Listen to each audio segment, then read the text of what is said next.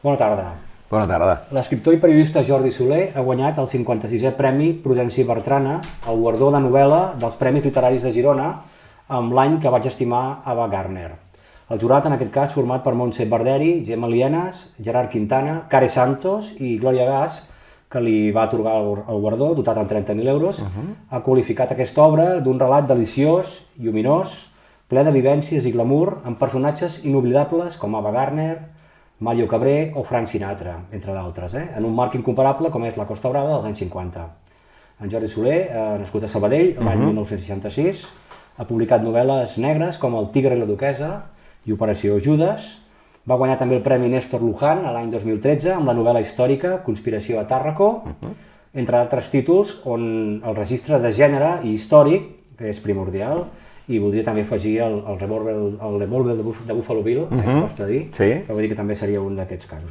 Dit això, entrem, si et sembla bé, ja en matèria, Jordi. I bé, com neix aquesta història amb Ava Gardner, amb Mario Cabré, Frank Sinatra, personatges reals i un fet històric, com va ser el rodatge del Pandora i l'Holandès Errante també a Tossa, amb d'altres de ficció. Com neix aquesta idea? I bé...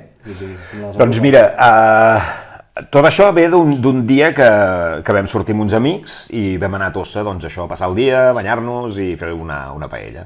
Llavors, passejant per la Vila Vella, ens vam trobar l'estàtua de l'Ava Gardner, que tothom s'hi atura i es fa una foto, i de fet l'estàtua té les espatlles pelades de com la gent s'hi agafa, no? I jo no sabia que s'havia rodat la pel·lícula allà, la meva àvia m'havia explicat això de la història entre l'Ava i el Mario Cabré, però, bueno, és aquesta informació que la tens des de petit i no... Que quan veus que una persona que va passar 3 mesos allà, fa 75 anys, quasi bé, té una estàtua, home, penses, carai, els hi ha deixat. Llavors baixes al poble i el poble està ple de paradors amb fotografies de l'Ava, de records, i tornes a dir, ostres, doncs aquesta persona va deixar molta petjada aquí, no? I a partir d'aquell dia vaig pensar, aquí hi ha una història. Llavors ho vaig comentar amb la meva gent, amb ella li va semblar que sí que era una molt bona idea i ja m'hi vaig posar. I el procés de documentació, en aquest cas, vull dir, perquè no hi havia internet en aquella època, però hi ha molt document de diari, entenc, també? Ara, la veritat és que aquesta vegada em va ser bastant senzill, perquè primer que a internet ara mateix quasi bé hi és tot, i després l'arxiu de Tossa de Mar havia fet una feina ja en aquest sentit. Jo em vaig posar, el primer que vaig fer va ser posar-me en contacte amb ells i ells em van passar molta informació que ja em va estalviar molta feina. Després vaig mirar-me documentals, vaig llegir-me algun llibre, sobretot les memòries de l'Ava, que són molt importants, i amb això feies, no? Fotogrames de l'època...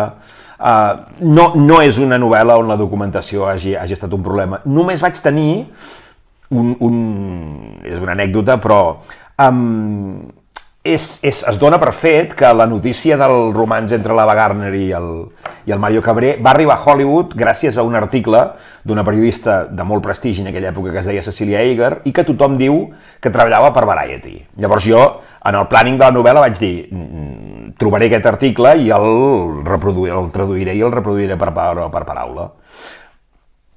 Vaig buscar a Variety, em va costar molt, però Variety en aquella època tenia una edició diària i una edició setmanal. Vaig trobar l'edició diària, no hi era, vaig pensar, deu ser la setmanal. Per la setmanal em vaig haver de subscriure a Variety, des d'aquí no ho podies fer, li vaig haver de demanar a un amic meu als Estats Units si es podia subscriure i passar-me la classe. Bueno, una odissea. I tampoc. Llavors, clar, arribes a un punt que dius, a veure, tothom diu que va ser aquesta senyora. Aquesta senyora estava aquí en el moment en què es va rodar la pel·lícula, per tant, és més que probable, però a Variety no. Llavors, a on vés a saber? I buscant-ho per internet, aquest article no el vaig trobar enlloc. Llavors aquí sí que és l'única cosa que m'hauria agradat molt poder trobar. Vaig veure en un lloc que la referenciaven i deien que l'article es deia La estrella i el romántico matador, però aquest sí que he sigut incapaç. Vull dir que si algú el troba i me l'envia, ara ja no podré posar el llibre, però que només sigui per veure'l em faria molta gràcia. En el cas de la pel·lícula, el Pandora i l'Holandès Errante, ho dic en castellà perquè l'hem vist majoritàriament. I em sembla que no està doblada en català. I exacte, tenia el dubte, però sempre l'hem vist així, no? Llavors, d'alguna manera, també està enregistrada aquí a Tossa, però no queda, diguem, el marca Sèrie no seria Tossa, perquè és una mena de... En diuen Esperanza. Com, perdona? Esperanza. Seria al sud d'Espanya, entenc, més o menys, la ubicació... Si entens el fet que hi hagi un torero, la rebuda que li fan i tal, s'entendria que és al sud d'Espanya. I va intervenir gent del poble, també, en el rodatge de la pel·lícula, com Bienvenido Mr. Marshall, doncs una mica així. Una pel·lícula també que, bueno, jo la vaig veure, l'havia vist altres vegades, però fa pocs dies la vaig tornar a veure, la vaig agafar amb DVD, la vaig veure, no? I crec que és una pel·lícula bastant interessant, perquè també tracta aspectes com la mort, la mitologia també revisada, no? És una pel·lícula bastant avançada. No és mainstream, no? És una pel·lícula i que de fet en el seu moment tampoc és que fos un gran èxit. No crec que fos un fracàs, però tampoc va ser un gran èxit. El que passa és que amb el temps s'ha anat col·locant com una pel·lícula de culte, no? És una pel·lícula molt intel·lectual, penso jo. Sí, això m'has trobat el concepte exacte, que em va sorprendre la revisió recent que he fet, que no ho recordava així d'altres èpoques, però sí que és veritat que hi ha tot un rerefons molt intel·lectual i filosòfic fins i tot, clar, de tal personatges, no donarem més pistes. El director, com he intentat mostrar una mica la novel·la, però el director ja era un senyor que tenia un bagatge cultural important i li agradava escoltar-se també, saps? Vull dir que... El teu llibre té ingredients de novel·la històrica, evidentment, però novel·la també on les relacions entre les persones i l'amor són fonamentals, és a dir, crec que hi ha un ús de les emocions, en el bon sentit. Totalment, és una novel·la d'amor. No diríem romàntic, perquè no és el concepte, però sí que l'amor és fonamental, l'amor entre els personatges, l'amor entre el protagonista que s'enamora de l'Ava, vull dir, un primer amor, no? L'amor també a la mare, vull dir, hi ha més d'un amor, no? L'amor de l'Ava amb el Frank Sinatra, l'amor hi és present, però tampoc, és veritat, o sigui, tu, a la teva obra, l'amor, que jo sàpiga, almenys el conec, no ha sigut primordial, no? Vull dir, d'alguna manera, aquí fas un gir bastant potent, important amb tot el que vens treballant i t'enfrontes amb un recurs nou, no? Vull dir, com has viscut, no, també, aquest fet? Mira, fa temps que volia plantejar-me el repte de sortir de la meva zona de confort, no? És a dir, quan tu comences a escriure i et fiques dintre d'uns gèneres o d'uns registres, a poc els vas dominant o a tu et sembla que els vas dominant, no? Però hi ha altres coses que queden una mica fora d'això. Jo havia escrit ja una novel·la amb pseudònim que es diu Adiós a Cinecittà, que va ser una mena d'encàrrec, i aquí ja s'acostava a això, però li vaig posar una trama criminal per sentir-me més còmode, no? I en aquest cas, aquí no hi havia trama criminal que valgués, ni res, ni tocava. Però em va semblar que havia arribat el moment de fer-ho i que aquesta era una bona oportunitat i sí, m'hi vaig llançar. Llavors, és el que tu dius, és una història d'amors diferents, no és el mateix l'amor que sent el Pol per l'Ava que el que sent l'Ava pel Frank, ni el que sent el Mario per ella, ni el que sent la mare per... Hi ha diferents històries d'amor creuades, cada una té la seva especificitat i al final una mica és, diguéssim, totes són vàlides. Nosaltres ens hem vengut una mica allò de fueron felices para siempre, no? Però això passa poques vegades, en realitat, i llavors... La vida es va imposant també en el relat, no direm més per no sorprendre el final, que al final crec que és un final molt, no el direm, però que sí que és un final molt poderós, vull dir, amb un missatge poderós, vull dir, que no donarem més pistes, insisteixo, perquè la gent hi arribi al final, però que d'alguna manera la vida es va imposant també, és a dir, en aquest món màgic del cinema, no? Que arriba tot de gent en allà, allò que deies Bienvenido Mr. Marshall, però la vida és la que és i es va imposant, no? D'alguna manera. És el somni d'una nit d'estiu, no? Exacte. En realitat aquí són el somni de 2 mesos de primavera, però al final és això. Jo crec que no has defugit també una certa crítica als mites del cinema, en realitat, és a dir, que el cinema, ja vull dir, els mitjans, els mass media, ens creen una imatge dels actors com si fossin déus d'alguna manera, però els actors són persones com nosaltres i els actors que els teus personatges del llibre, l'Ava, el Frank Sinatra, el Mario Cabré, el director, tots aquests són persones amb problemes de persones, no? I això també es va veient al llarg de la trama narrativa, no? D'alguna manera que has volgut, no?, desmitificar també vaig intentar introduir aquest element, no? És veritat, tu mires els actors i quan el Pol, que és el protagonista, veu a l'Ava a la pantalla és una deessa, no? Perquè aquesta deessa surt de la pantalla i es planta allà a l'hotel on ell treballa i clar, és molt difícil no quedar absorbit pel seu influx, però Però després és això, les deeses, és el que deia una mica la Rita Hayworth, no? Els homes se'n van al llit amb la Rita Hayworth, però es desperten amb mi. I jo no sóc la Rita Hayworth que es veu a la pantalla, no? Doncs és una mica això. Llavors, a mi em va agradar molt les memòries de l'Ava Gardner, que les vaig trobar molt ben fetes i molt divertides. Ella no em va semblar gens diva en molts aspectes, no? I ella era una persona que venia d'un lloc equivalent a Tossa, en el sentit de que no és un lloc de mar, però ella era molt pobra, menys passar gana, havia passat de tot, i havia hagut de canviar-se de casa, i havia vist com s'havia mort el seu pare, en fi, vull dir que era una persona que quan arriba a Tossa, aquella manera de viure li és perfectament propera. No? En el llibre apareix molt clar en un dels capítols, vull dir que ho deixa clar aquest paper. Clar, ella li diu amb el Pol, no? Escolta'm, a tu et sembla que jo soc vés a saber què, però jo vinc d'un lloc com aquest, saps? L'Ava, que la veiem aquí darrere nostra, la veiem, estava en un dels moments, entenc, de plenitud també com a actriu. Bueno, era allò que deien l'animal més bonic. No encara, no encara, l'animal més bonic li van posar després. Sí. Li van posar, em sembla que va ser... comentari absolutament... masclista i fora de... Totalment. Però era els anys 50, no? Exacte, posem-nos un moment en aquella època i no ho diem nosaltres, ho deien ells. Això va ser amb la Condessa Descalza, que li van posar amb el Humphrey Bogart i el dirigida pel Mankiewicz.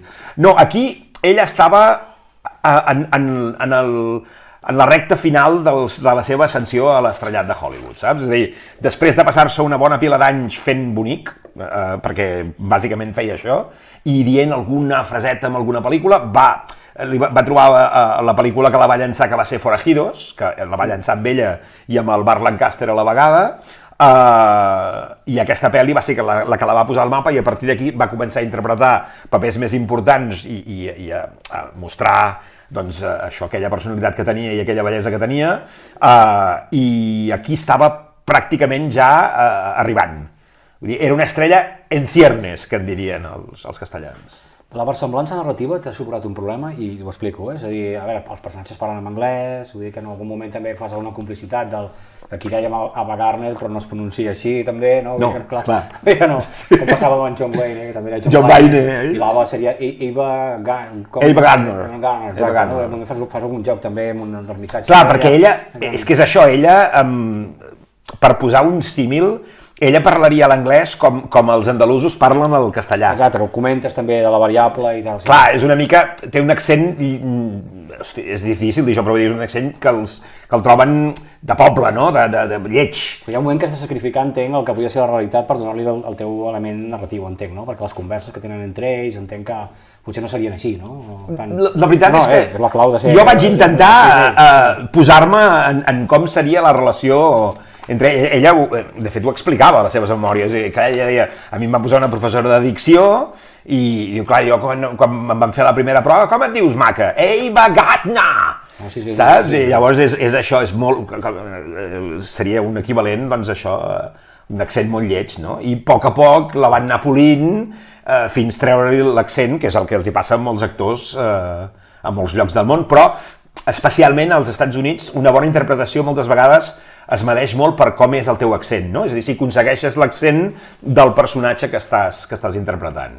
I clar, de gent de Virgínia sortits d'un poblet n'hi ha pocs. I la història amb el Mario Cabré, diguem, la suposada història d'amor, que bueno, és que no sé si moltes coses perquè no vull allò esgarriar, però bueno, que al final i al principi no va haver-hi història d'amor, entenc, podem dir, no? A veure, muntatge, jo crec... apuntar-ho això, vull dir... Aquí hi ha diferents coses. Ella, a les seves memòries, reconeix que se'n van al llit amb ell. Diu una vegada. Sí, hi ha uns fets. Concretament diu una vegada, però si ella reconeix que se'n van al llit amb ell, vull pensar que no... Jo el que crec és que no va ser una vegada, crec que van ser bastantes més, saps? Crec que el Mario Cabré es va penjar molt més de l'Ava que l'Ava del Mario. Crec que ells dos tenien greus problemes de comunicació. A l'Ava Gardner els homes li agradaven i tenia poques manies. Vull dir que era una dona bastant avançada a la seva època en aquest sentit. Llavors, li agradaven els homes, li agradava la festa i li agradava l'alcohol i a més en el moment que va venir aquí, tot i estant penjadíssima del Frank Sinatra, havien tingut una baralla molt grossa i ella venia molt emprenyada. Llavors, a mi no m'estranya gens. També et dic una cosa, quan em vaig començar a documentar, un dels elements que a mi em feia molta gràcia era a partir de quin moment s'havia establert aquella relació entre ells. De quin moment es comença a parlar de que hi ha alguna cosa. I es comença a parlar del moment que ella baixa de l'avió. Ella baixa de l'avió i ella el va rebre amb un ram de flors, i hi ha fotos i a partir d'aquí ja es parla de si es casaran. Déu-n'hi-do. Déu-n'hi-do. Cabré també, a part de torero, era un personatge amb un Cabré aquí era... Sí, amb tots els respectes, bueno, no els respectes no, que els toreros no els tinc respecte, però bueno, en aquest cas estem parlant d'algú més que un torero, per entendre. Exacte, la veritat és que a mi el personatge del Mario Cabré va ser el que realment em va sorprendre, perquè jo tenia la mateixa idea que tu i jo anava a tractar-lo d'una manera molt diferent, però quan vaig començar a investigar sobre el Mario Cabré em vaig adonar que tothom parlava meravelles d'ell, dones i homes. Tothom deia que era una persona encantadora, sensible, tendra, gens echao pa'lante. Vaig veure un crític taurí que deia era un bon torero, però tenia dos greus problemes. Un és que era català, i llavors això és una cosa que pel món del toro és terrible, i una altra, diu, és que era massa bon tio. Diu, no tenia prou mala llet per triomfar en aquest món, i això va ser, diu, però ningú et diria que era un mal torero. Llavors, clar, a part d'això, com que veníem d'una família d'actors, doncs ell també era actor i al final va tirar més cap a aquest món, no? Però la idea del Dominguín, no? Que seria una figura, no és la del Mario Cabré. El paper que fa el Mario Cabré també a Pandora, precisament és aquest, és un torero com un tio que es tira vinga el que trobi, és igual sense por i la glòria, no? Com exagerat, vull dir una cosa, un personatge que era model. Si has vist la pel·lícula fa poc, ui, ell ho fa horrorós. Sí, és que no m'acaba de convèncer, però clar, jo entenc que la pel·lícula em funciona com a artefacte tota, però el personatge d'ell dius com una mica... És posat amb calçador, perquè el van posar... I com molt exagerat, no? Vull dir, tot com molt... Jo crec, la meva interpretació és que ell prou feina tenia en parlar en anglès.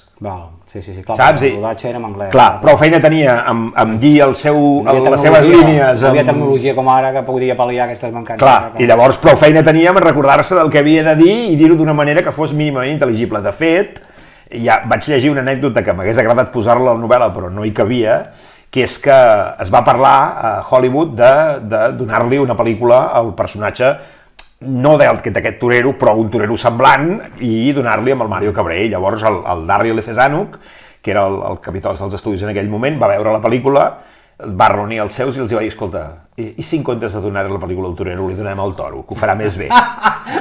I aquí es va acabar la carrera del Mario Cabré a Hollywood. Jordi, ja entrant a les dues darreres preguntes de l'entrevista, una, evidentment, és el Premi Prudència Bertrana, és un premi major de les lletres catalanes. Si el Sant Jordi i el Prudència Bertrana serien els dos grans premis de novel·la. Com ho estàs vivint i una mica també com enfoques les presentacions? A veure, home, per mi ha sigut professionalment, ja ho he dit més d'una vegada, és el millor que m'ha passat a la vida. Vull dir, jo no puc estar més feliç ni més honorat, al contrari. Vull dir, veus la llista de membres del club en el que has ingressat i et fa una mica de vertigen, no? De dir, ostres, a veure, que hi ha molta patum, no? Però, bueno, escolta, aquí estem i estic supercontent. Llavors, espero que després d'una carrera de quasi bé 15 anys i d'haver fet una pila de novel·les que han anat passant, doncs espero que ara la gent em descobreixi més i sigui una elecció per ells en el moment en què van a la llibreria, no? Que aquí és on jugues la partida de veritat, no? La gent entra en una llibreria i hi ha tantes opcions que t'han de considerar, no? I si no et coneixen no et poden considerar. Llavors espero que a partir d'ara em coneguin i em considerin. I ja com per acabar, no és el cas d'aquesta novel·la, però sí de moltes altres teves, que el gènere entès amb el gènere negre, fantasia, ha sigut el referent, no? Vull dir, però sembla que hi hagi una estigmatització en el gènere també. Ja venia d'abans, als anys 70, però en el segle XXI també la tenim, no? És a dir, qui s'atreveix a parlar de fets i de literatura amb un estil planer, fins i tot, que ha fet expressament, o amb temes fantàstics o novel·la negra, això sembla que ens estigui mal vist, no? D'una determinada clars, vull dir que no. I això, quan el públic sí que premia aquest tipus de literatura perquè té molts seguidors. I em permet un petit parèntesi amb aquesta reflexió, que és als anys 80 o 90 70, potser finals 80, Alice Ben Hassel fent novel·la bèl·lica, Em vaig llegir totes. venien milions de llibres, hasta el Sí. japonès traduït avui dia, em sembla que està, no? Vull dir, Sí. i podíem buscar d'altres, vull dir que no... O sigui, el gènere està mal vist i ho continua estant mal vist. Tu has defensat el gènere, amb les variables que té fer gènere en català, i tinguent en compte que aquest últim llibre per mi no és de gènere, però bueno, té una part potser sí. Per tant, com veus, no, aquest paper de defensor del gènere i com el reivindiques? No? Seguiria trinxerat en la defensa del gènere. Jo crec que el gènere és evident que una cosa és, diguéssim, la literatura d'autor i una altra és la literatura de gènere, però al final, és més, fins i tot podria estar d'acord amb que una és literatura i l'altra no. Ens podríem embolicar molt amb valoracions que no deixen de ser opinions de persones. Literatura són els dos, el que passa que volen menysprear i pejoratiu. Menyspreen això i valoren molt més l'altre. I jo, les opinions, escolta'm, tothom en té una i totes són molt respectables. A mi em sap greu que això, que una mena de feina que es fa amb la intenció de que estigui el més ben feta possible, clar, jo penso, evidentment, si dius aquesta novel·la no és García Márquez, no ho és, ni arriba a la sola braçalata, probablement, però és que jo no intento ser García Márquez, jo jugo un altre joc, llavors a mi no em pots comparar amb això perquè jo no he jugat aquest joc, jo jugo a un altre joc i amb el que has de valorar la novel·la és en el joc el que vol jugar, se'n surt o no se'n surt, triomfa o no triomfa, aconsegueix el que busca o no ho aconsegueix, i a partir d'aquí valora el llibre. Ara, a mi només m'agrada García Márquez, hosti, ho sento per tu, perquè et perdràs moltes coses que són molt divertides. Podem extrapolar, t'he dit és Ben Hassel perquè m'agrada també, vull dir que no... Jo ja et dic, me'ls vaig llegir tots. Era ell la dona que ajudava també, però podíem fer el salt a Stephen King, per exemple, que és un exemple, que molt difícilment li donaran el Premi Nobel, vés a saber, igual li donen l'any que ve, però ho dubto. Però clar, estem parlant d'escriptors amb milions de lectors al món, pel·lícules... A veure, l'obra de Stephen King, per exemple, és un exemple de gènere, d'un nivell, en alguns moments, vull dir, tota l'ambientació i la creació dels personatges és monumental. A mi em sembla un escriptor, parles de Stephen King, em sembla un escriptor molt interessant. Exacte, però en canvi, ojo, que aquest fa gènere, i per tant... I sobre fa terror. Exacte, i fa terror. Ja és... no va!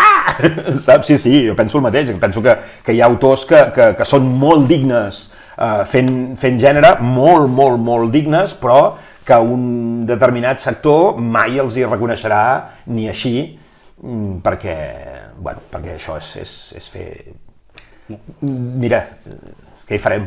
Doncs vinga, continuar defensant el gènere. Aquí estarem. Molta sort amb l'any que vaig estimar Ava Gardner, que tinguis molts lectors i que vagi molt bé aquest llibre. Moltíssimes gràcies per haver-me convidat. I que en puguis fer molts més. Gràcies.